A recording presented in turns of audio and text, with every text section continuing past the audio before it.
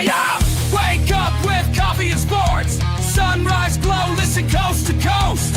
A flow like you know. Offensively, who made them?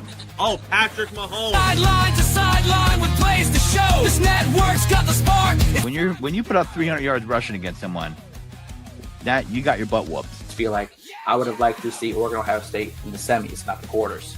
So I think some reseeding is probably where I would change. But they're out of their mind. They're going to do this 3 quarterbacks in a row. Here's the crazy. I just can't take it. Birds keep flying high, fast cheering loud, and one podcast moving through the crowd. Needy boys brawling, no holds barred loud. This wire life never in doubt. Tune into the vibe. That's my bold prediction for the show. Devin Booker, in the next 3 years, he will be a Houston Rocket. Because I still think Seth is still at the top of his game. I do. I think he's right there. Who knows? Maybe. Not this year, but one time soon.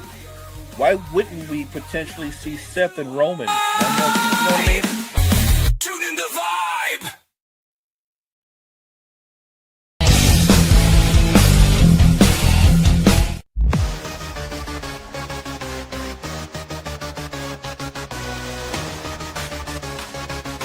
Party rats, blood setters. Got me on the mic now, let's spill the tea. Talking courtside dreams from history. Legends on the blacktop now and then. From Will to Steph, we hit it again. Open the chimes in, let's go deep. Young bloods rising, can't skip a beat. Puppy prospects with fire in their eyes. Draft night suckers and hoop dream highs. Wire to wire, bring the heat. Podcast magic can't be beat. Do better, but go better. Or who cares? Trendsetters. What's poppin', y'all? It is your boy, Guard E3, and welcome to the And One podcast, where, of course, I am joined by the greatest co-host of all time. He is Mo Better. How you doing, Mo? Hey, I'm doing great on Thursday night, getting ready to talk some hoops. What's better than that? Let's get into it. No, absolutely. Say, you know how we got to start, Mo? Underrated player of the week. Every week, if you're just tuning in, your first time viewing the show, every week we like to start out by showing love to somebody who was underrated.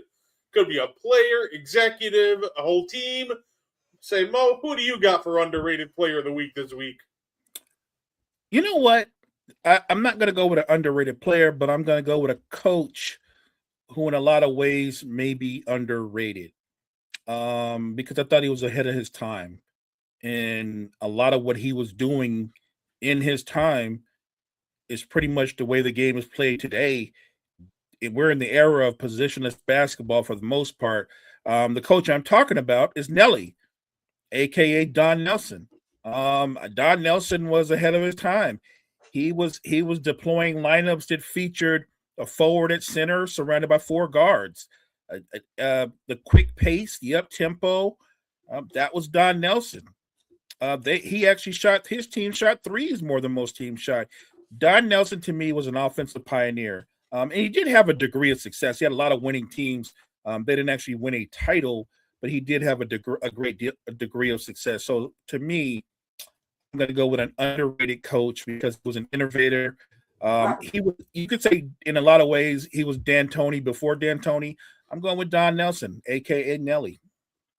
And, of course, little fun fact, Don Nelson inadvertently kind of caused rookie scale contracts because of positionless basketball. The rumor was that, obviously, him wanting to play positionless basketball, he wanted to put Chris Webber at center, who had a 15-year contract, but negotiated an opt-out after 1 year.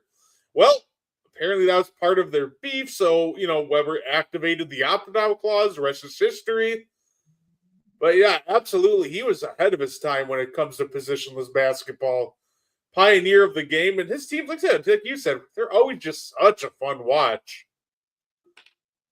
For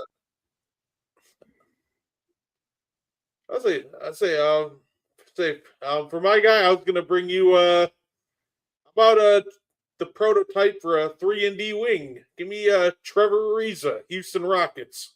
Oh, I like that one. I have a soft spot, obviously, in my heart for Trevor Ariza, not just because he was a tremendous player, a 3-and-D guy, athletic, hard-nosed defender, but he helped the Lakers win a title. He was a big part of that title run. And, yeah, I have a big appreciation for Trevor Ariza. So shout out to Trevor Ariza.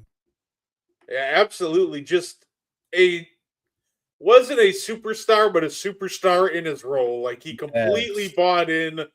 He was completely okay just kind of standing in the corner and just knocking down threes, spacing the floor, and just being a long, rangy, annoying defender. Like, anytime you thought he had him beat, he just had such length that he would just recover. He might not have been the quickest, but that length helped him recover so often. So yeah, shout out to Trevor Ariza, man. And speaking of Trevor Ariza, Mo, his teammate caught some shade today. Or apparently after the loss to the Magic. So the Lakers lose to the Magic, and DeAndre Ayton has been quoted out of pure frustration after the game saying, "They're trying to make me play like Clint Capela." And to me, Mo, that's the funniest thing ever, because quite frankly, this Lakers team would be a lot better if he was Clint Capela. That's the best part to me. Like, if you switched out Ayton with, like, 2020, 2021 Clint Capela, whoo! Man, this team might be first in the West at that point. Probably not first, but they'd be in the running for second. Yeah, that's the funny part. He made the Clint Capela comment, I guess, to be a slight. So let's go with the obvious part. Is DeAndre Ayton more gifted or skilled than Clint Capela, or more talented? However you want to formulate that. He absolutely is. He has the talent to be a high-level all-star. But if you were putting a team together, knowing what you know about both players, and let's say they're both around the same age, 22, 23 years old, you would pick Clint Capela. Even though he's not as skilled, he's a more impactful player. Clint Capela buys into the concept of what's necessary for the team and playing to your strengths. Not a scorer, so he didn't demand the ball. His job was to protect the paint, dominate the boards, and run to the rim and catch lobs and finish. And he was terrific at that at the height of his heights. Clint Capela was great at that. The only other center who was a level above him at doing that at his peak, and it's not even close, would be DeAndre Jordan, who obviously is a far superior athlete. DeAndre Ayton, plain and simple, is not a winning basketball player. He's an underachiever, low motor, and he's soft. And my guess is, and I don't think this is a guess, I'm 100% certain this will be his first and last year with the Lakers. Now, somebody else will pick him up, because it's not that he's not a capable player, or that if you're a numbers guy, you'll go, well, why would the Lakers get rid of Ayton? He's going to finish the season averaging 15-8 or 15-9, because a lot is made of the Lakers' defensive deficiencies. He's a big part of that. He's not a good defensive player. He's not a rim protector. He's not a dominant rebounder. He lacks a certain that you on your team. DeAndre Ayton, if I want to do kind of a comp in terms of what he gives you towards versus what his talent level says he could be, he's a disappointment. He's more like he's a center version of Zach LaVine. He could be so much more, but he's just enough. Or let me rephrase it. He's almost not enough, right? Like, he'll tease you and you'll think Ayton got it. He's buying in. And then he'll fall back into his old habits, and you realize he is who he is. Look, it's a funny comment to make. If I'm Clint Capela, I'm somewhere laughing. Because if I'm Clint Capela, I know that anybody who knows basketball knows that I'm a better choice. At least the younger version of me is a much better choice than DeAndre Ayton. Hey, what's good, T3ND? Curtis Knight, welcome in. Hey, it's funny that because of those comments, like Magic, Rockets is on right now. Clint Capella had back-to-back blocks on the same possession, and my first thought was, oh, he saw the Ayton comments, didn't he? He locked in tonight. No, I think I completely agree with that. Ayton's always been one of the most frustrating players in the league for me. It's my biggest frustration with him is the way he's like allergic to physicality as a big. Like he plays so far away from the rim. And when he does like post up, like you get him into a mismatch, he's shooting a baby hook. He's fading away. I could put Muggsy Bogues on him and that man's fading away still. Like he is not here for contact. So, and it's funny, Mo, I think I found his burner in the comments, by the way, too. Under that comment, somebody posted like, yeah, well, he's shooting 66% of the field. He should be getting 15 shots a night. I'm like, I don't know if Lakers fans can handle DeAndre Ayton ball shooting 15 shots a night. I don't know where the shots are coming from, but yeah, he's a frustrating player to watch. He is. He's the guy that, how many times have you watched a Laker game and he catches the ball point blank at the rim, but because there's a defender there, rather than just go up strong and attack the basket, he kicks it out to a shooter. Like he's I'll put it this way. In my neighborhood growing up, a guy like Clint Capella, he got a lot of quit in him. He wouldn't last long on the court at all when you got that much quit in you. Capella been in the league 15 or blocked. Hey, he just had 2 blocks today. No, like I said, I like Clint Capella. Like he was a star in his role, and when you were brought up, like for example, in the systems and players that Clint played with, you didn't need him to post anybody up. Right. You didn't really need him to do any of that. So I guess it really almost feels like it's a reflection of who he played with because he's always been paired with elite like lob players. Like he comes up, he's already with James Harden. Right. Set a screen and roll. He gets traded. Oh, he's in Atlanta. Trae Young's one of the best pick and roll players in the game. Okay. Throw up those lobs. Now, obviously, it's a little different in Houston, but at this point in his career, it's not like it really matters that much. He's not playing big enough minutes anyway. But let's say I think Clinton is just one of those guys that he starred in his role and he did exactly what he was asked to do. And when he bought in. He's like 6th in DPOI voting, I believe, in 2021. So, like I said, when he like peaked, especially like in Atlanta, I thought he did a great job in buying into his role. He did. And look, you don't ever get caught up in who has more talent. I'm only going to judge you on what you do on the court. Tyson Chandler is not the most gifted scorer or offensive player, but the things that were his strengths, he excelled at. He put him out there, and he would be the perfect teammate. You talk about a guy that's a great rim runner, Tyson Chandler. If we had 26-year-old Tyson Chandler right now, the Lakers would probably be like the second or third seed in the West. Well, obviously, not just because of the rim running ability. It's also because Tyson Chandler was also one of the top defenders of his time. DeAndre Ayton is not a rim protector. He's not. And they wanted him to be that. They also wanted him to be more of a dominant rebounder. But if you're that finesse, and he's beyond finesse, I think you're better off being a 6th or 7th man. I think there's a role for a guy like DeAndre Ayton, but it's not as a starter. It's not as one of your primary players. Say, what's up, Brandon? T3 Indy, I feel like you're not a really big Clint Capella fan. Just say, shout out to the GOAT, Samuel Dalembert. Yeah, look, I get it. Because you can pull up numbers and stuff like that. But I'm just saying that numbers don't tell the whole story. They don't. I know one thing. If I'm in a gym and we're picking 5s, and I got a choice between Ayton and Capella, I'm picking Capella because I'm trying to win. No, absolutely. That's Magic are probably trying to stop this Rockets run in the worst way. Jonathan Isaac pull up 13-footer.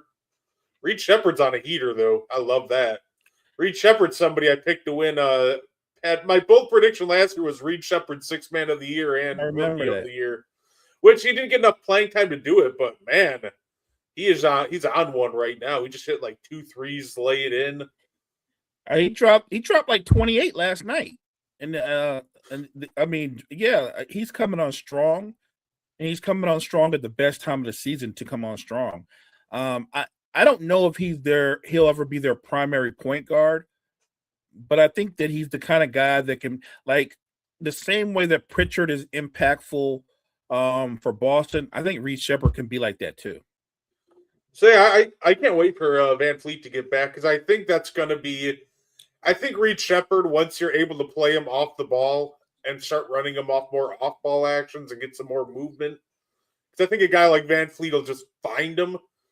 I think that'll be great for Reed. Less ball in their hands, more just catch it and let it rip. Reed. I 100% agree. He clearly has point guard abilities, but I actually think his strength is weird to say this, but I think Reed Shepherd's strength is as a shooter/scorer. Yeah, I was gonna say, honestly, watching him, he doesn't even strike me as like a point guard per se. He's like, to me, it's like the playmaking of like a shoot first 2 guard where he'll make the extra pass, but his first read, he's looking at that basket. He's not looking to find anybody else but the bottom of the net. Agreed. Say, yeah, absolutely. Say, hey, everybody in the chat, Mo, you ready for some fun trivia? Let's have some fun. How many 20 or more point? How many 20-point games in his career did Ben Wallace have? 20-point games. Ooh. How long did Ben Wallace play? 12, 15 years? 15 years. 20-point games. You know what? In 15 years, it's probably low, but I'll say 5. Oh, hey, fair. Anybody in the chat got a guess? Say that might be too high. Say, so we got one. Say Mo guesses 5. Say the fun question is, how many in his entire career 20-point games does Ben Wallace have? Question mark. I know this much. He had more 20 rebound games than he had 20-point games. Right? That's why I think it was so interesting. Like, he played for 15 years, so you'd think it's, a decent amount, but okay, T3 and D guesses 2. He's probably closer than I am. Mo, you're actually slightly closer. The answer is 4. What? In his entire career, he had 4 20-point games. That's impressive. I just threw out a number. I really didn't know he had that many. Wow. Yeah, no, it caught me off guard because I'm like, he played for 15 years. I'm guessing he at least maybe had like 10 or 12. Like, probably got to the double digits. I'm like, oh, he didn't even get a handful. So just straight rebounding and defense. Nobody cares about scoring when it comes to Ben Wallace. That's an interesting thing that you put out there, though, because now it has me curious about other players that have similar skill sets. Because now I'm wondering, how many 20-point games does Dennis Rodman have? No, that's absolutely fair. Say, and of course, there's a lot of Manute Bol has 19 games of 10 blocks. That's interesting. He does, but damn it, if he didn't get dunked on like 5 times a game, it's a weird thing, right? I think he's got one season, Brett, where he averaged like 6 or 7 blocks a game, but I don't think he made the All NBA defensive team. He's with good reason though. He wasn't a good defensive player. I'd say he's one of those guys that he blocked a lot of shots, but then It's like you could still pretty easily attack him because he couldn't really move. Like if you just go around the screen, shoot him in, it's just wide open as long as it's a good screen. Like I said, I love Manute Bol's shot blocking ability, but he's weird in the sense where you look at his block shots and you're like, he must have been a really good defender. And then you watch him play, I'm like, I think Mo dunked on Manute Bol in a summer league game. I could. Look, and I think he was one of those guys. Every era has guys that are characters. Him and George Mirasan, they were more like characters. yes, they were both huge men, but they were huge men. I wouldn't say they definitely weren't the most skilled basketball players. And remember, Manute Bo's 7'7", with long arms, but he's probably like that much thinner than Kevin Durant. Like he it's weird when a guy averages 6 blocks a game a season, but he gets posterized like 7 or 8 times a game. Like he just, like you said, he really couldn't move and he wasn't really a good defender. Yeah, say, it's all right. We got modern day gimmick man coming up. Oliver Rhea, the young kid in Florida, 7'9". 7'9", and he's like the 4th string center.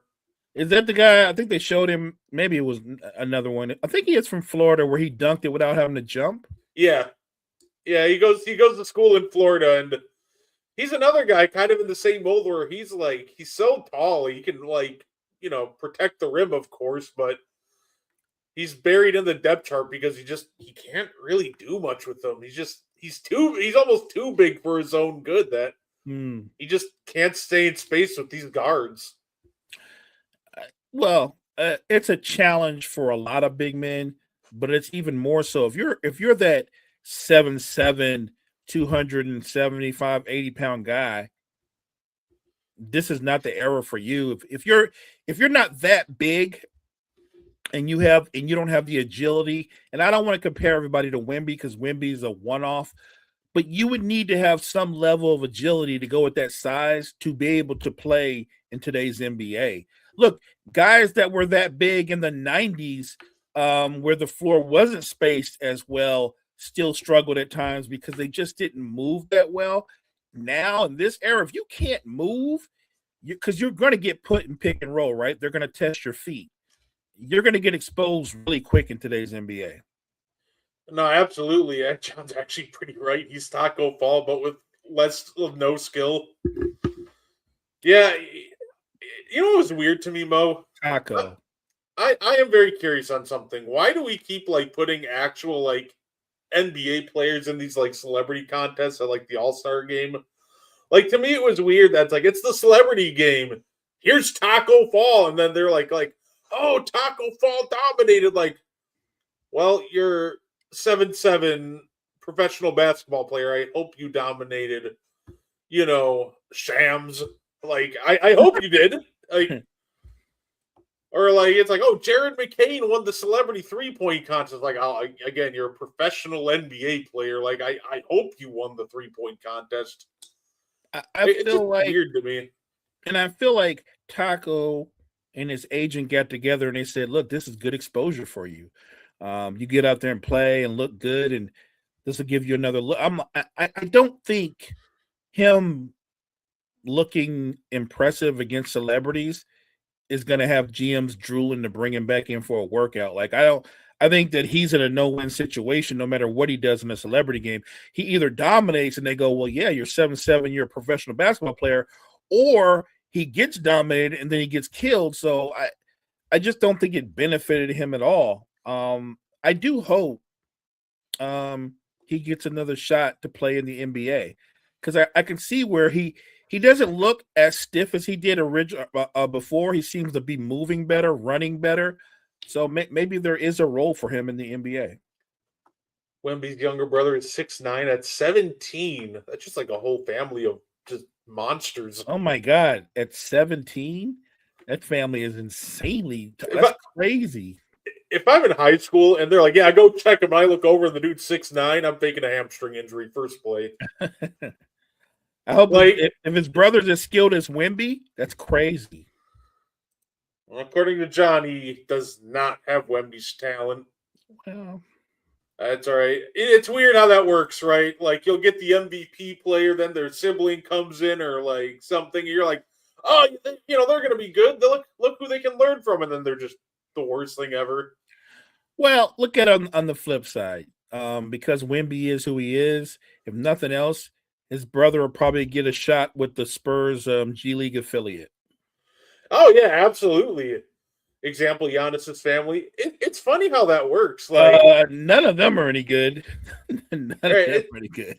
it's funny how that works, right? Like it almost feels like if you're a role player and you have a kid that becomes a basketball player, fantastic basketball player. But if you're a superstar that has a kid that becomes a basketball player, they're going to be terrible. It's just funny how that seems to correlate more often than not. I think there's facts in that. There's some facts in it. Although I will say this, um, before his injuries, Ron Harper was an all-star caliber player. I mean, he still went on to have a great career because he had to reinvent himself. I think Dylan Harper has a legitimate shot to being better than his pops. Oh, absolutely. Say, just like Cam Boozer and Caden, one is very good, the other is out. Yeah, no, I agree with that. I think Cam Boozer could be better than Carlos Boozer, and Carlos was a very good player. Say, don't want to hate on Carlos Boozer, so say he was a very solid player.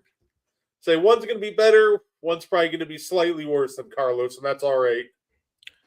Yeah, look, I'm sure Booz would be rooting for both his sons to outplay him or have a better career than him. I could be wrong. I think Boozer was a 3 or 4 time All-Star, somewhere in that range. I know he had a run with Utah where you could maybe 3 or 4 years. He was a 20-10 guy. He was a really, really good offensive player.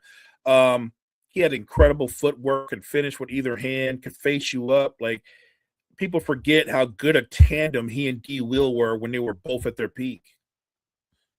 Oh, absolutely. By the way, Mo, before we got on, I messaged into the And1 Discord. Does anybody have anything we want us to talk about tonight? And the response I got was a Bulls fan asking, "Can you please figure out how to trade Patrick Williams?"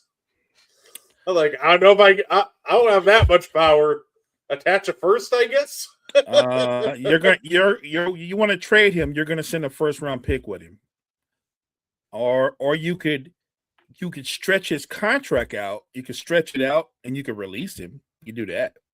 So he's my favorite example of why, people want to complain about, well, teams are bad because they're tanking. Like, no, there are some teams that are obviously tanking. Like the Indiana Pacers have no incentive to win.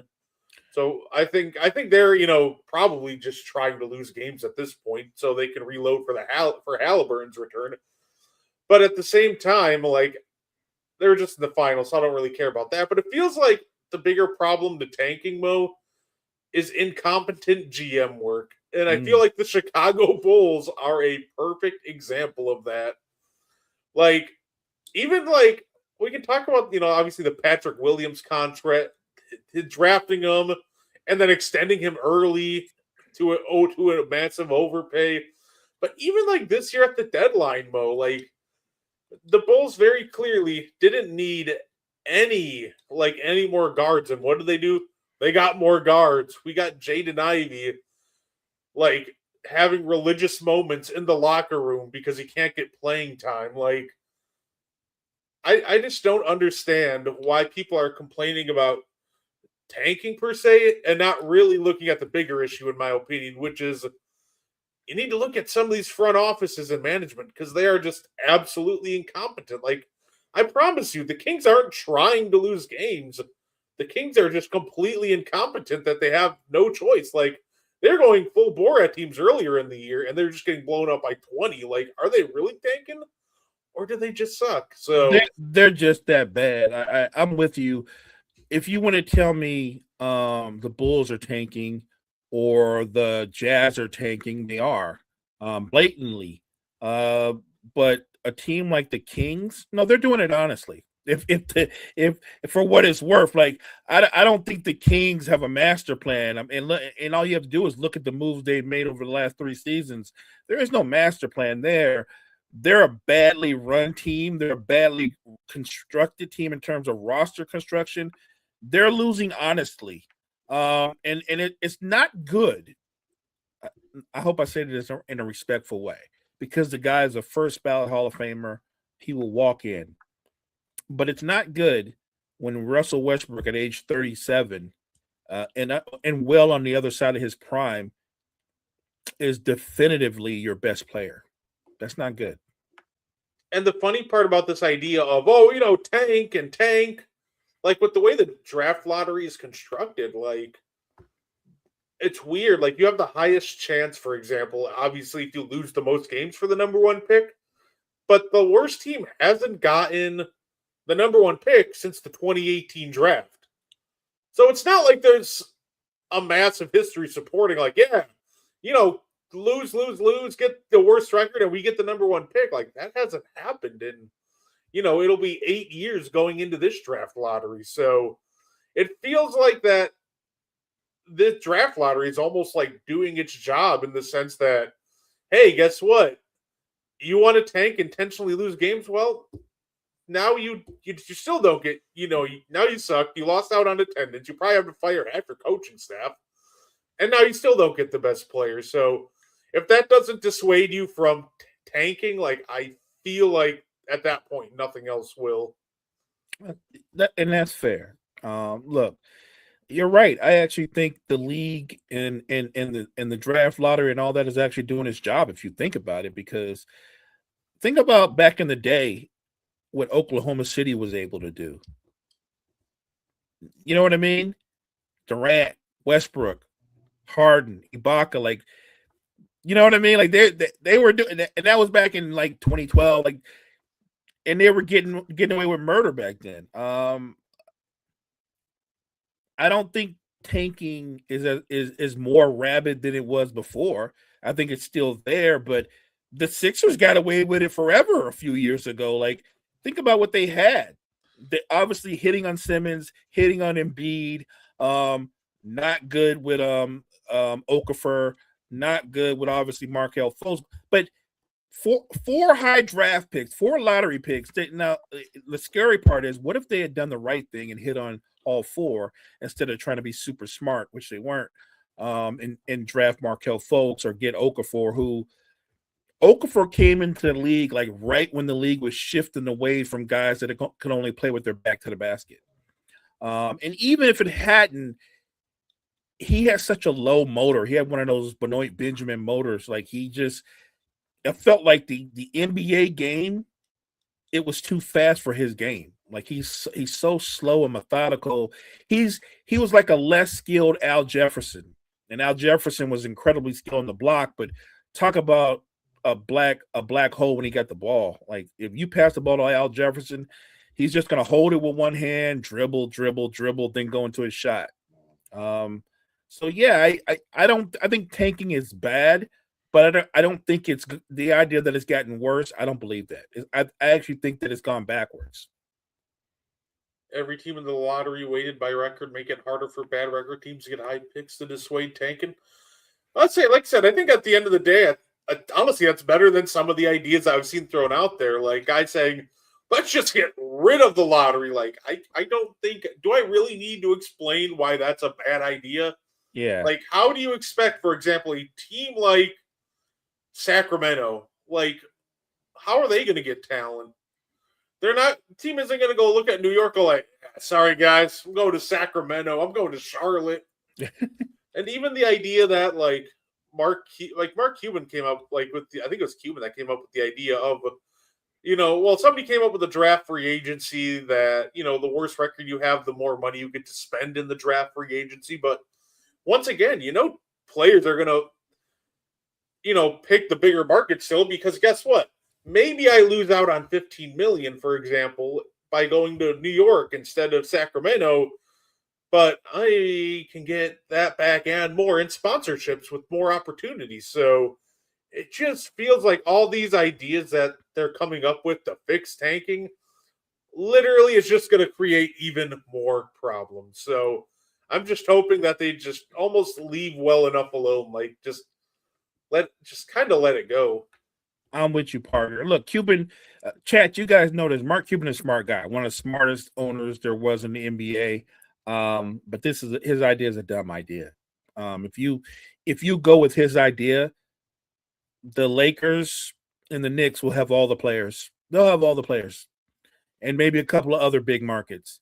The idea that, well, so-and-so that can pay them more. Sure, they can initially, but once the Lakers have their bird rights, you know how that goes. They're going to have a behind-the-scenes meeting and go, yeah, kid, you're not going to get that $20 million up front like so-and-so can offer you, but because of the endorsements and other things we can do for you, and not to mention we have your bird rights, you're not losing any money. That idea would literally destroy the small market teams like the Pelicans and the Kings, and other teams. It would kill them. That is the one idea I know Adam Silver will not adopt. We know what LA is going to do. Hey, go plant some trees. We'll give you an extra $50 million. You know what? I'm ready for that to be resolved. They said it was going to be resolved after the All-Star break. I haven't heard any news. I've heard that they're going to punish. You know, it's weird. The only thing I've heard is they might punish the Clippers for it. And you know, it's funny, Mo. They're talking about, well, maybe they'll void Kawhi's contract and make him a free agent. That's not punishing him, by the way. You know that, right? I was going to say that's making him more money. Right. You void Kawhi Leonard's contract with the Clippers, and suddenly he's basically on the buyout market, right? Right. Yes. Which means who's to say he couldn't go play for the Knicks or go play for the Pistons or go play for the Nuggets? My point is, you're going to make him more money. He's going to go somewhere as a mercenary, help a title contender, maybe put them over the top, and then turn around and sign a 2-year deal that's worth $100 million or so. I don't know who's guilty of what. What I do know is nobody in that situation, not Kawhi, not Steve Ballmer, neither one of them have clean hands in that situation. So if you're going to punish the Clippers and you want to punish Kawhi, you got to come up with something a little bit more creative than we're going to void his contract. You're going to set him up to where he's going to say, thanks, NBA. The situation is an ugly situation, but I think they got to find a way to punish both Steve Ballmer and Kawhi Leonard. And maybe it's one of those, we found you guilty, so or whatever they're calling it. Maybe you start next season off missing the first 25 games of next season, or something to that effect. Whatever they do to him, I also think this is Kawhi Leonard's last year with the Clippers, regardless. But we'll see. Yeah, I saw I saw an even better idea. Somebody's like, you know what the punishment should be? Clippers should be forced to trade for Paul George back. I'm like, you know what? That's a winner. That's actually a really good punishment. Bring him back with his full contract from the Sixers, so they could take that major hit and be well into the second apron. I actually like that one. Yes, that would be punishment. Don't worry, Tony. I see your start bench cut. I'm about to do one in a minute. We'll get there, but I do want to highlight this one real quick. How about Hornets and Khan? Fastest player to get, Mo, Rookie of the Year race. Is it Cooper Flagg or is it Khan Knuppel? We're getting into that stretch run. So let's not get caught up in who's more talented and more gifted. That's Flagg. But Khan Knuppel, he is the engine behind the turnaround with the Hornets. And numbers-wise, he's having as good a season as Cooper Flagg. Now, I'm not going to even get into who's going to have a better career. Barring an injury, I think it'll be Cooper Flagg. But that doesn't mean Khan Knuppel can't have an all-star caliber career or better. I think he's done so well, especially with the turnaround with the Hornets. I think Khan Knuppel has a legitimate shot. I still think Cooper Flagg's the favorite. And if he's not going to play again, which I think he's not, that might give Khan Knuppel the chance to slip in there and win. Because if Cooper Flagg's not going to play, correct me if I'm wrong, Brett, does this not go back to that 65-game rule thing? Like, right? Yeah.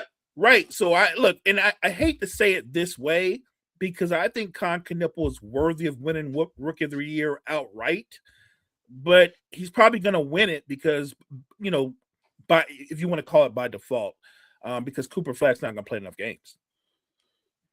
Say Cooper Flagg's at 49 games played on the year, so I think he can miss about off the top of my head, 5 or 6 more before getting knocked out of the Rookie of the Year race. Yeah, I don't think he's coming back though. I think they've shut him down, so I think he's gonna get knocked out. Yeah, say, huh? Hey, say, Say a great season by Khan. I remember when he first got drafted, a lot of people were kind of skeptical on him. But I'll be what honest. he's one guy where I immediately saw him like I like the fit. Theoretically, this looks great next to LaMelo Ball, and it's been terrific. You did say that, and I remember this is before the draft. Going back, we had a conversation, and I said my concern was not with his work ethic or how hard he played. I didn't know if he had the ability to be the shot creation ability or to be able to get separation at the next level. He's shown me so much more than I knew he had in college or that you didn't see in college. Khan can put the ball on the floor. Khan is physically strong enough that when he puts his shoulder into you, you go the other way. Like Khan Knipple's a hooper. Katie, you know what's funny? Katie and Amp go at each other on Instagram, and it might be. I feel like it might be partially like. I feel like it might be kind of real. Like I feel like they respect each other, but they're also like both ultra competitive. So I feel like their beef might be real to an extent. Like I feel like it's not like that serious, but at the same time, like man, they go at each other every time they see each other on the court. Like they do have beef. So look, I'm here for it. I'm here for it too. Although, if that's the case, then KD got some catching up to do because Ant's taking him out the playoffs 2 years in a row when he was with Phoenix and was the best player in both those series. So I would love to see Kevin. There's a matchup I didn't even think of. I wouldn't have no problem with a Minnesota Houston first round matchup. Sign me up for that. Oh, I had to go spend 5 seasons in Sacramento. There we go. Oh, this is where Uncle Dennis would intervene and announce Kawhi's retirement. It's immediately Kawhi Immediate. back to the Spurs. Yeah. Oh, there you go. Say, you mean the Clippers have to sign Ben Simmons back into a fully guaranteed deal? There we go. Ooh, Full 25% max. Let's do it. That is a punishment. Ooh, that's a good one. I like it. Kana's also producing in more meaningful games. No argument. But let's not act like Cooper Flag wasn't doing his thing, man. Like that dude was hooping. It's just unfortunate that he got injured. I think if Cooper Flag could have stayed upright, Dallas had an outside shot at the play in. I'm rooting for Con Knipple and the Hornets to make the play in and then eventually actually make the playoffs because I think it would be entertaining to see a young up and coming team in the postseason. We don't get a lot of new blood. I mean, in the postseason in the NBA, so it would be exciting. No, absolutely. Say, I will have to look into it. It might not extend to Rookie of the Year. I thought it did, but I'll look into it. I'll get back to you on that one. We know the real Rookie of the Year is Hugo Gonzalez. Hey, shout out to Hugo, man. He's been great for Boston. Yeah, he's done his thing. His thing. I was wrong about Sixers are the funniest team ever. Yeah. No argument there. I appreciate you, T3 and D. Who doesn't have KD have beef with? Apparently everybody. Including teammates. Yeah, we had the KD files, or as people are calling them, the KDF files drop on All-Star break. Like, that was such a wild time. Honestly, perfect time for that to happen. No hoops. Let's get some, KD drama going. I don't know. Like I said, I don't know if those burner accounts were him or not.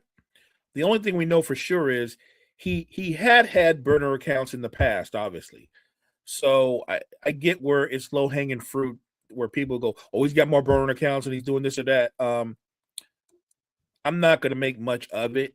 I think the bigger concern is if you're in that Rockets locker room, how many of those guys think is real?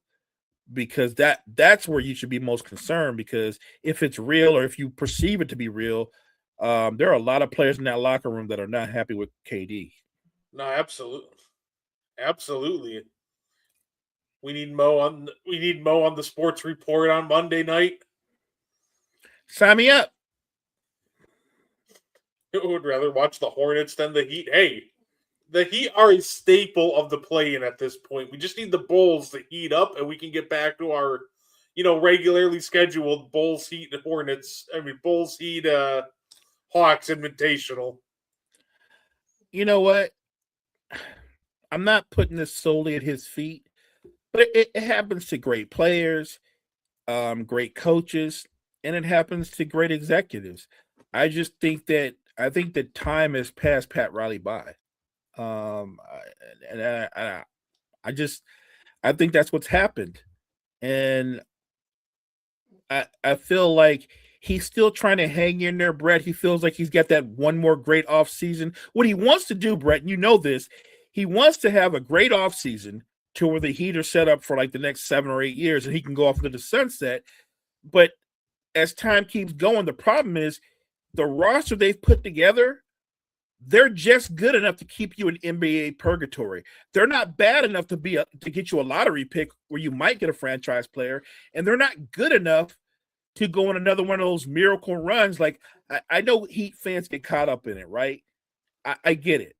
Jimmy Butler takes you on 2 amazing, unprecedented runs, and for that, Heat fans they perceive that as the Heat or like the beast in the East. And you're confusing a run versus a team that's going to be a staple and a title contender for the next 7, 8 years. That's not what that ever was. It was just great runs. And some of it had to do with injury, upsets, you name it. But if your core is Bam, who's a really good player, and Tyler Hero, who's a really good player, and Norman Powell, who's a really good player, the problem is they're all really good players, but none of them are superstars and none of them are franchise players. You're in purgatory. That's the problem. If Pat Riley ever wanted to make a move to get out of purgatory, he would have to do something like trade all 3 of them to get one person, or trade all 3 of them to get somebody's number 1 pick. He would have to make a bold move like that to get them out of NBA purgatory. Can we see? I've been saying that since we signed him. Like I said, I'll tell you this again story. As the minute we signed Glenn Rivers, I stood up from my house. I walked like 5 minutes that way to the local bar and started drinking margaritas to try to process the decision, because I felt like the only way to like get to the level of decision making Milwaukee had while making that choice is I had to be about like 5 margaritas deep. So, and after 5 margaritas, I walked back home, sat down, and I still couldn't figure out what they were thinking. So it was just a bad decision making from the start, and I agree. I think hopefully this is it for him after this year. Brett, real quick, because you're a lot closer to this than most fans, because you're obviously a lifelong Bucks fan. Let me say this right, because the record said they were doing fine, but I guess internally and in the locker room, why didn't Adrian Griffin work out? I was gonna say it's weird with Griff. Like I said, apparently there was a dispute with players. Apparently a lot of it had to do with, like, for example, Brook Lopez. I know wasn't really a big fan of his system. He overhauled the defensive scheme, played less drop coverage. So like a lot of them didn't like the defensive system, but no, in all reality, it was just all like locker room and chemistry issues, which was weird to me, because even the worst version of that team was still 30-13. They were rolling. So yeah, it's just straight up all locker room and chemistry stuff. So it threw me, right? Because they were 30-13. Like if you're 30-13 and they're saying you're having problems, but you're 30-13, like, remember the old saying, winning makes everything better. And it's weird because the winning didn't make everything better, I guess, internally, and more importantly with the lot. And it's weird because I know initially Giannis was one of his biggest advocates, but then when he became the full-time coach or whatever, and they went through training camp and the whole nine, Giannis didn't seem like he was too big a fan of his system either. So part of this is on the front office, and let me tell you why. Because he made it very clear that he wanted to play a more aggressive scheme. He wanted to be physical. He wanted to, engage ball handlers up, more full court and like get a lot more ball pressure, force more turnovers. And then they proceeded to get older and sign players that really just couldn't do that. Obviously, the defensive decline was a big one outside of just, chemistry issues, and they just didn't think he could lead the team to a title.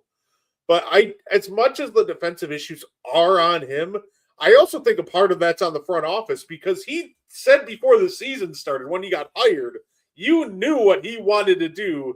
Then you proceeded to go, you want to play like a more physical, switch everything style, defense?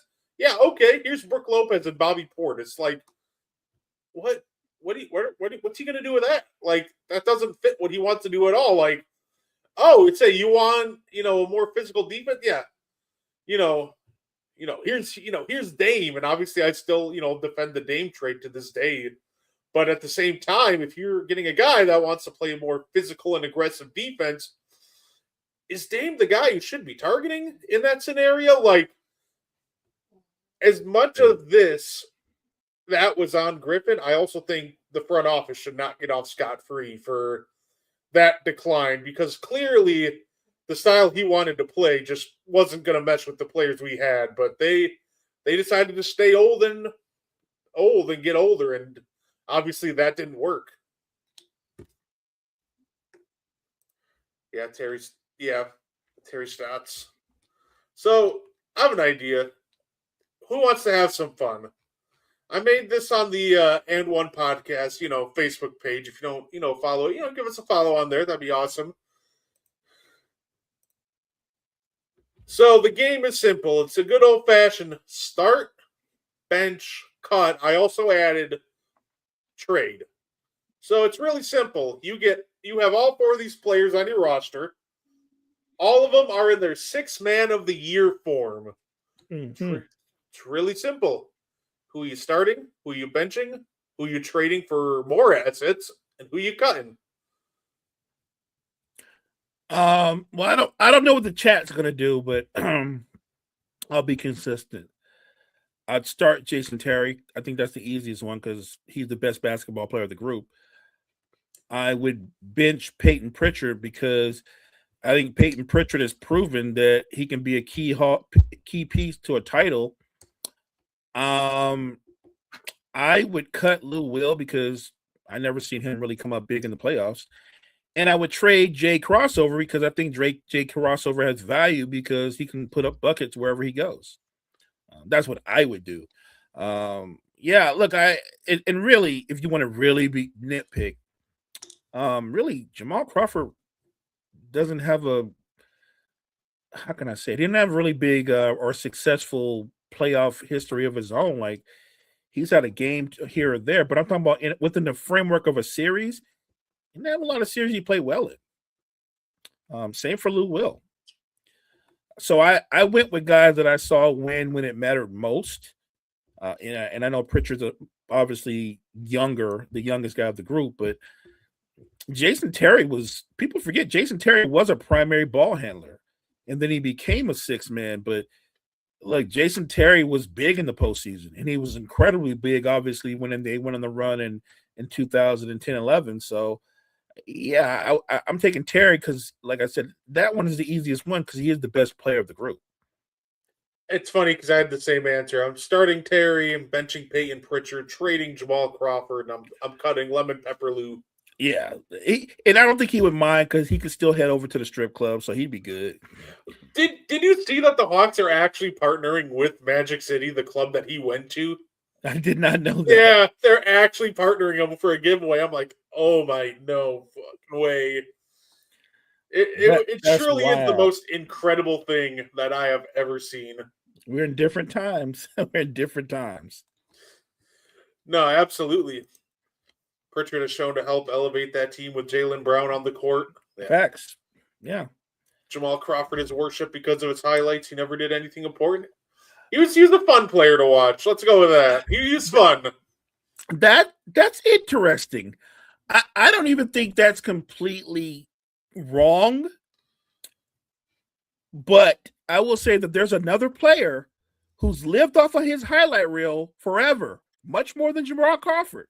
And people love this guy. Brett, you know who I'm talking about because I can't stand him. It's Jason Williams, white chocolate. Why is he idolized? What has he ever done? Other than the highlight reel, which obviously shows your best moments, but if you've ever seen him actually play, what has he ever done? What has he ever done? He made that elbow pass once. Yeah, I saw somebody say that. What about the elbow pass? I'm like, what about it? So what? My thing about him is, you know what? Next Thursday, Brett, you're good at this. You can make up the graphic. Chat, I want you guys to all listen to this. We'll do this. Next Thursday, Brett, we're gonna do a round of Jason Williams and we're just gonna name. We're not gonna do crazy stuff. We're not gonna say Chris Paul or Isaiah Thomas, at least not Isaiah Thomas from the Pistons. But we'll say names that you recognize. Nick Van Exel. I don't know, go from the 80s, Mo Cheeks, or somebody like that. Matter of fact, you could say Jason Terry. I'm taking Jason Terry, by the way, but that's irrelevant. I'm not sure he's better than anybody in this group. Actually, he's not better than anybody in this group. This right here is Jason Williams, like saving grace right here. Yeah, he did that, but he did that when he was washed and a role player. I'm talking about when he made by the way, in his highlight reel, you don't see him once in his Heat jersey because that's when he was an old man and he was a role player.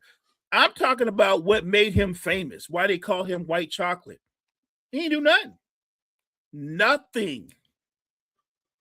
And then why don't we do the other Stark bench cut that's Tony brought up in the chat, Mo? Stockton, CP3, Jason Kidd. That's a tough one. I know who I'm starting. CP3.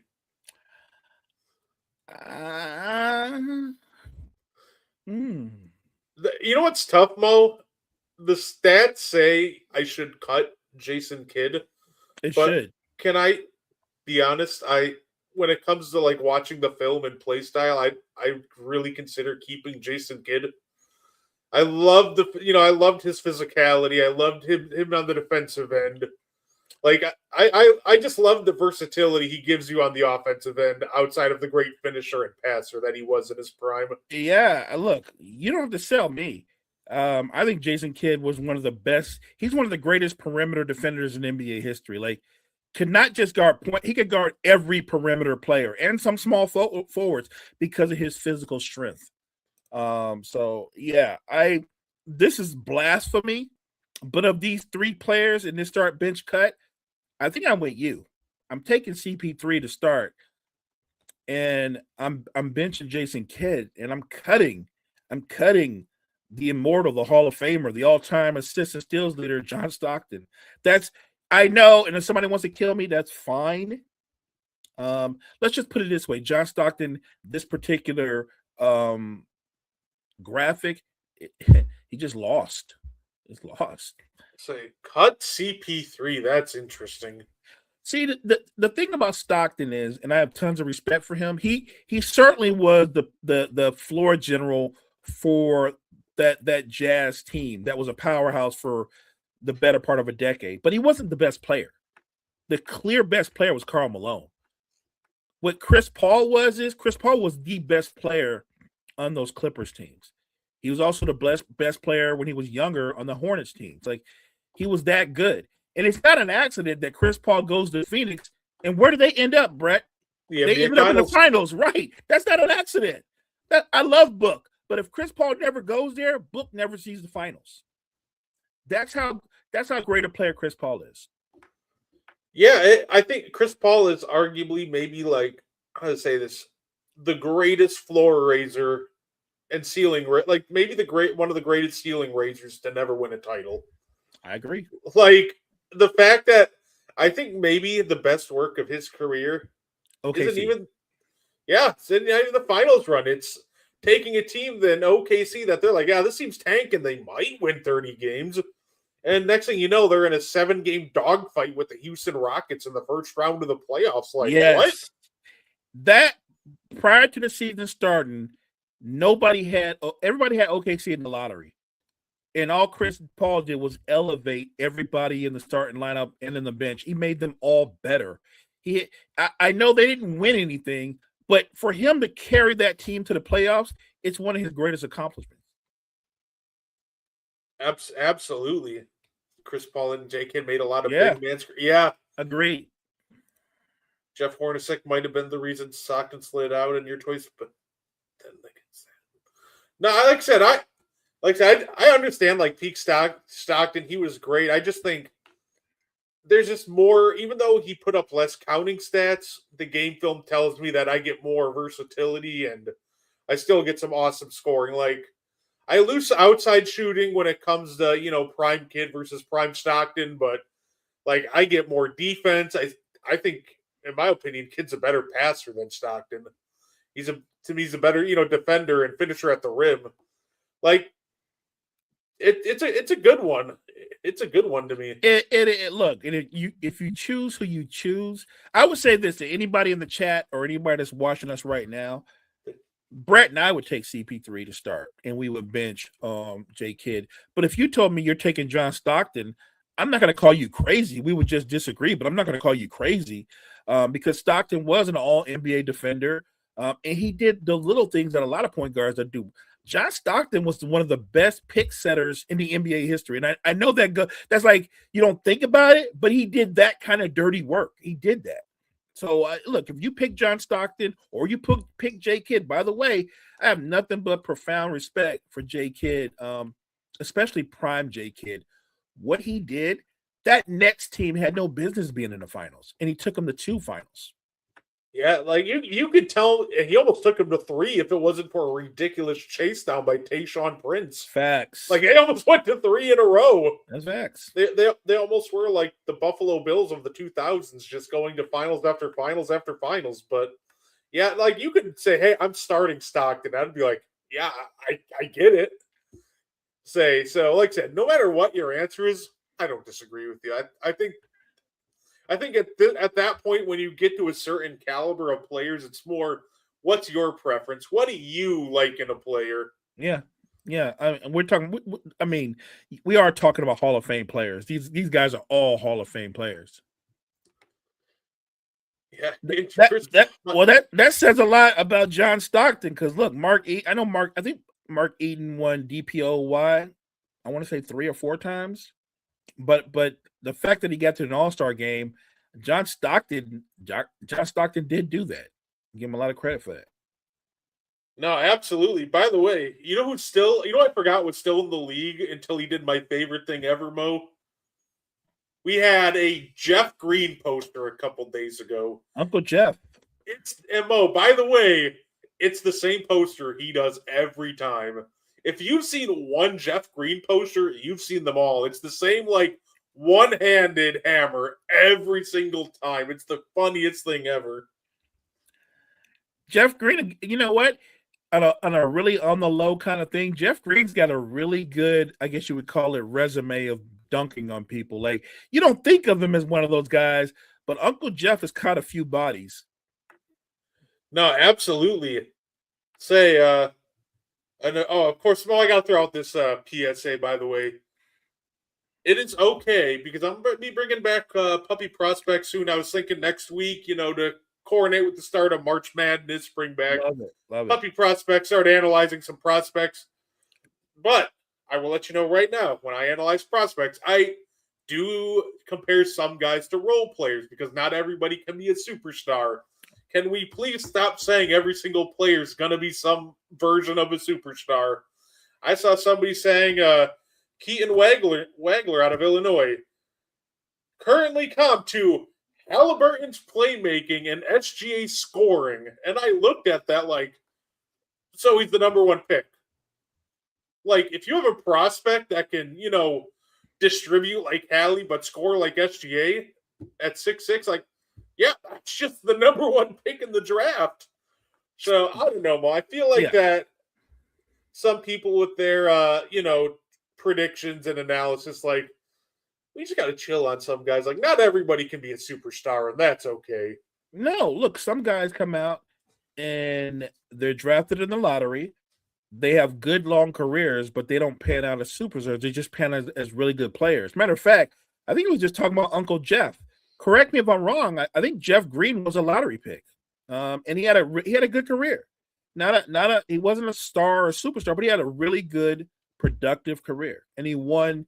He won a lot. He won a lot everywhere he went. So, and he's got an NBA title on his resume because he was a big contributor on that team. So, yeah, a lot of guys that come out don't end up being a star. Andrew Wiggins, when he first came out, they were saying he was going to be the next high flyer because he had, and Wiggs does have, well, I don't know if he has them still, but he did have incredible hops. But part of being a superstar, becoming one, you also have to have the mentality of one. Wiggs was always a really good player, but he didn't really have the dog in him to be a number one or be an alpha.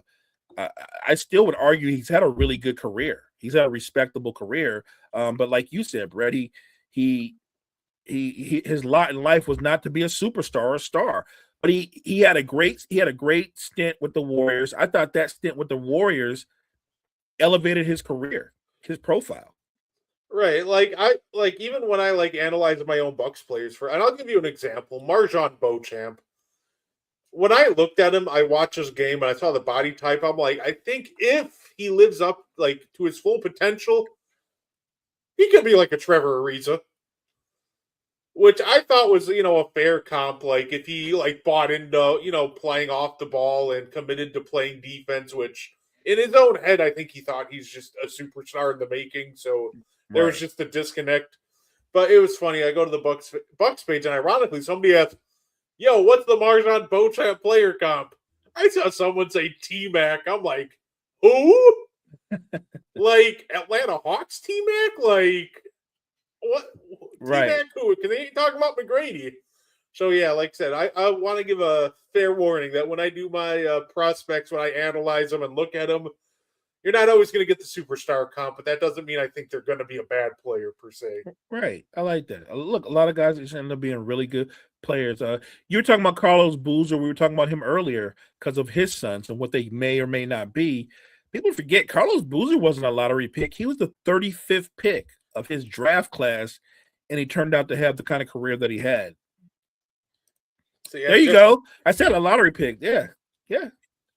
No, absolutely. Oh, and guess what? You know what caught me off guard? Say Taj Gibson's back in the league, signed with the Memphis Grizzlies. Really? I love guys like Taj, guys like Taj, and for late career Vince Carter, they just want to go out and hoop, man. I can't do anything but respect that. There's no reason for him to get off the couch to come play for Memphis, but he's like, yeah, you know what, ball up top, let's do it.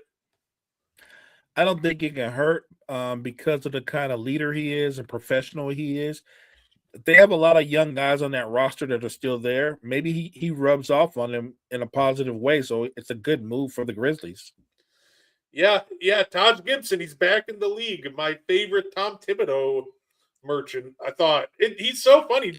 Every time there was a roster spot to be filled for Tibbs, that was always my favorite thing. You saw that empty roster spot, and you almost feel like, well, put the sign on it, reserved for Taj. First big man injury that Tibbs, he had him on speed dial, yo, Taj, it's your time.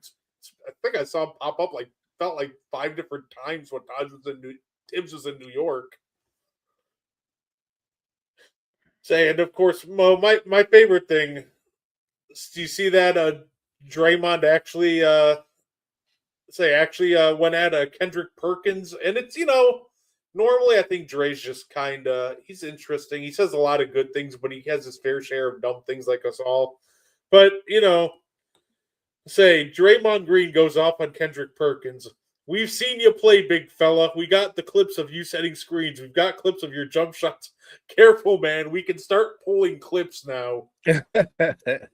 So, obviously, Dre had a bad game a couple games ago. Perk went after him, and that was Dre's response. I'm like, thank you. Somebody finally said it. Yeah, Perk. It's weird that he's so hard on so many players when you actually look at what he did. And he was a good role player, but he was a role player. Yeah, no, he's a good role player.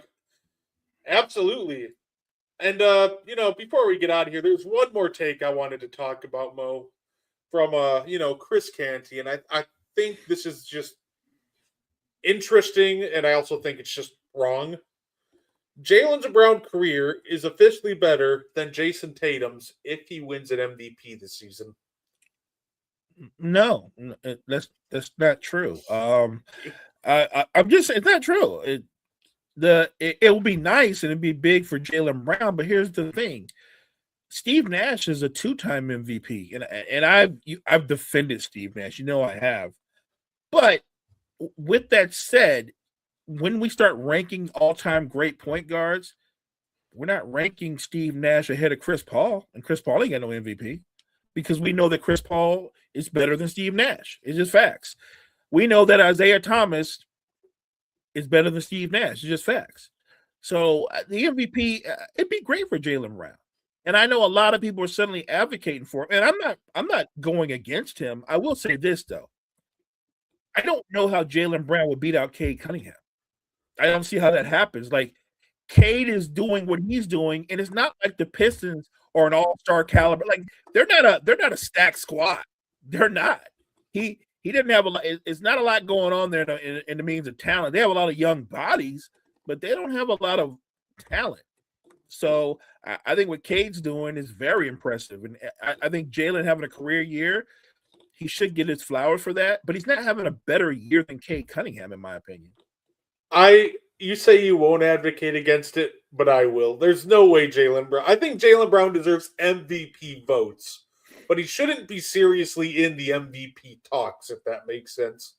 Like, you can't give me a good case for him over SGA, even if, let's say, or Jokic, but let's say if Jokic misses a game, okay. Give me the case for Jalen Brown over Cade Cunningham. There isn't one. Say, if Wemby plays enough games, is there really a case for Jalen Brown over Wemby? To me, I think Jalen Brown deserves all the flowers, and I think he deserves a couple of, MVP votes for sure. But I just don't think there's a good argument to go, yeah, JB MVP this year. Like I said, respect, shout out to JB for the fantastic year. I don't think there's a good Jalen Brown MVP argument to be had for him. There's not. And even if you did and we talked about this earlier, Joker didn't play enough games, SGA didn't play enough games, Cade's going to play enough games, and there's no reason to pick him over Cade Cunningham, who only has the best record in the Eastern Conference, and he's the best player on the team with the best record in the Eastern Conference. It's pretty much that simple for me. Although I would hope, I mean, this year, I would hope that next year Adam Silver comes to his senses. We're going to do away with the 65 game rule. If you want to have a cutoff point, have a cutoff point. Say 50 games. 50 games is more than half the season. 50 games is more than half the season. Say 50. But I think 65 is a lot. It's asking a lot. I don't want someone like Joker or Giannis in the future to have an amazing year but not be considered for the MVP because they only played 58 games. I think that's wrong.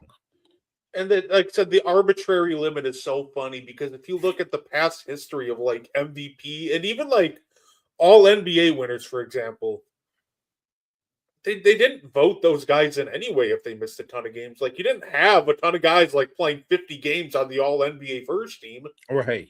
Or winning MVP. So it just felt like it was an overreaction to load management. Yeah, they're missing a lot of games, but guess what? They're also just missing on the big accolade, legacy defining accolades. Yeah, you can miss 30 games, but the voters did, all this time did look at that. Right. But I guess the reason why I don't like it too is because I think that players like Giannis, like Joker, even a Luka or Cade or Ant, well, defining moments are winning MVPs or making all NBAs and all those kind of things. And if these guys have great seasons, but the one plays 59 games or the other plays 60 games, you don't think they're still worthy of that? You know what I'm saying? Of course he's worthy of all NBA. What I don't want to happen and I think it's starting to happen, or in this season is like the perfect storm of it, is guys who are really good players but didn't really have an all NBA season are going to be on the all NBA team. And they're going to be on the all NBA team because the truly great players didn't play enough games. You know what I'm saying? I don't want that. I agree, Reed. I don't think the voters wouldn't do it, but guess what? They wouldn't put him on anyway, if you catch my drift. Like, we don't, that's kind of my point. Like, I think we almost think the voters are too dumb that we thought we had to establish an arbitrary game limit. They didn't vote guys in MVP or anything for missing games. Just like in the NFL, if Josh Allen plays 8 games, he's never going to get serious MVP consideration. If he plays 10 games, he's not going to get serious MVP consideration. Just like someone like, Kawhi.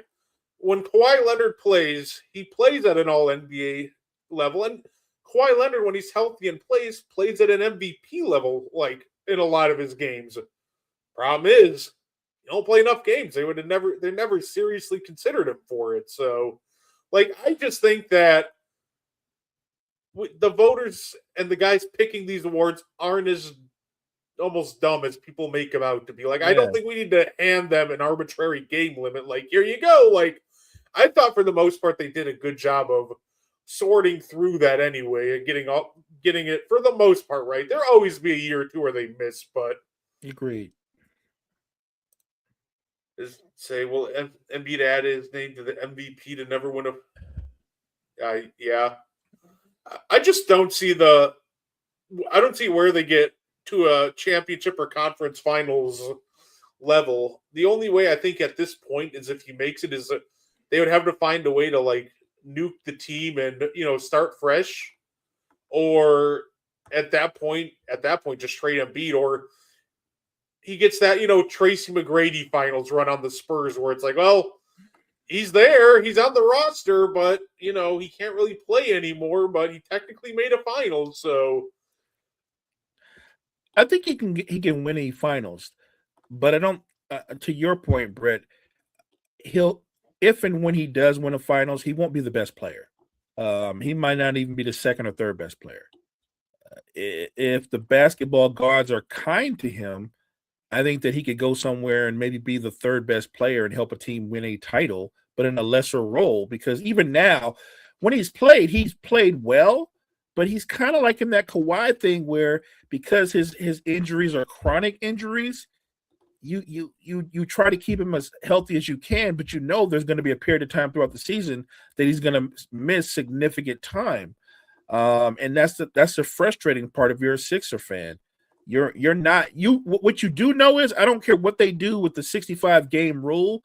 Joel Embiid is never going to play 65 games again in this NBA. Say Embiid wins finals with the Magic in 2028. Oh, you know what's funny? Not if Paolo and Franz are there, he won't. That might be like the funniest fit because there would be zero ball movement. Like Joel Embiid isn't a passer, Paulo is a passer sometimes, Franz is a passer sometimes. That would be the funniest fit because it would just be like Desmond Bane and Jalen Suggs standing on the perimeter watching the other guys ISO. It's like great talents, but the fit would like scare the crap out of me if I was an Orlando Magic fan. And what would they do to get him? Because if I'm Orlando, I know you want to make a move. I don't think Embiid would be the move because what would the Sixers even ask for in return for him? I don't think Joel Embiid will ever truly get traded unless he requests it. Because some guys get to a certain point where their value to the franchise might eclipse the value that they have to other franchises and on the open market. I agree. And with Joel Embiid's history and all he's done for the city of Philadelphia, I think that he's a guy that they're almost gonna look at him like, he's that number one MVP. Like he's that MVP lottery pick that they drafted. So I feel like the price will always be too high to get him out unless he specifically asks for it. No, I can see that. Like you said, but the idea that the Sixers are going to win a title, not anytime soon. I'll say that they need another perimeter creator next to Maxey. And they need a couple of bigs with some live bodies, some live legs, some young legs. Embiid has become like a specialty player now because he doesn't play. He used to be, obviously before he just started breaking down. Embiid was an All NBA defender. Say Edgecombe is starting to like kind of give me the vibes of you shouldn't have him be a primary ball handler or even like a secondary ball handler, but man, I think he could be such a weapon off the ball, cutting, knocking down threes. Like he's starting to strike me as all right. Don't put the ball in his hands that much because his handles aren't that tight. But this kid could go nuclear if you just use him right off the ball. It's funny because watching Edgecombe, in a lot of ways, and I mean this, in a lot of ways, he reminds me of a young Jaylen Brown. He didn't lack for confidence, but Jaylen Brown his handle didn't match up with his mentality. Jaylen Brown wanted to go after everybody, but he didn't really have a handle. He got in the lab, and now you look at him. Jaylen Brown has become one of the better shot creators in basketball, but that wasn't always the case. Edgecombe, we forget he is a rookie, so he can improve upon it, but he's definitely got to tighten up that handle more. Yeah, I'm not fully counting it out. I remember when I was watching him, I'm like, if he tightens up his handle, this kid could be like player comp, I believe, was Pacers Victor Oladipo. Like, wow. Very good player pre-injuries. Yeah, I think that's high praise. Oladipo, before the injuries caught up with him, like he was like right there, getting ready to like lunge into superstar status, and the injuries just derailed all that. But I don't forget how good he was on both ends of the floor prior to the injuries. No, absolutely. That being said, Mo, that's all we had for you today. Anything you want to add before we get out of here? No, always grateful for the chat, going back and forth. I love everybody dropping their comments. Appreciate all the knowledge, guys. Appreciate just going back and forth and join the conversation. Thanks for tuning in. Absolutely. And obviously, if you want to continue the conversation, we do have the And One Podcast Discord. There's a link to join in our Facebook. Otherwise, if there's anything you ever want us to discuss, there's an And One Podcast Facebook page. You can, reach out to us there and let us know what you want us to talk about. So that being said, we thank you for tuning in, and we hope you enjoy the rest of your night.